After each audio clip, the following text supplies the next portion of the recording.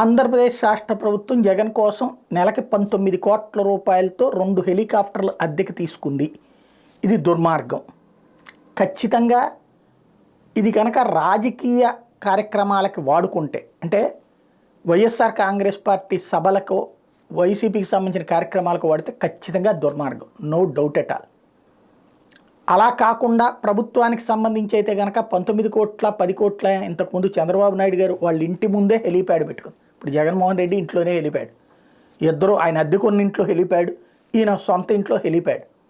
ప్రస్తుతం నడుస్తున్నటువంటి వాటిట్లో విచిత్రం అయ్యే ఇక్కడ హెలీప్యాడ్లు అనేటువంటిది ఇద్దరికీ ఉన్నాయి, వీళ్ళకి ఇంటి దగ్గర ఇంటి లోపలే, అంతే తేడాల.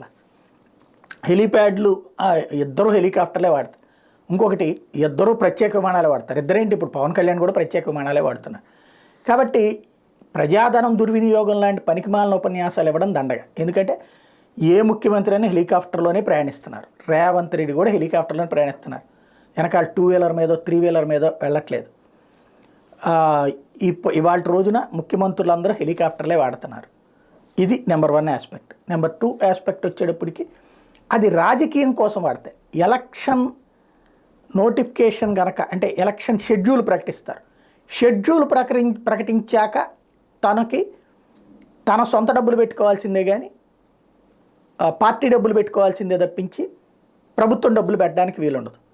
ఇప్పుడు పెట్టుకున్నటువంటిది ఈ నెల రోజులకే, లేకపోతే ఆ తర్వాత కూడా తన రాజకీయ ప్రచారానికి కూడా ప్రభుత్వ డబ్బులు వాడతారా? అప్పుడైతే ఖచ్చితంగా ఎన్నికల సంఘానికి కంప్లైంట్ చేస్తే వెంటనే దాని మీద యాక్షన్ ఉంటుంది.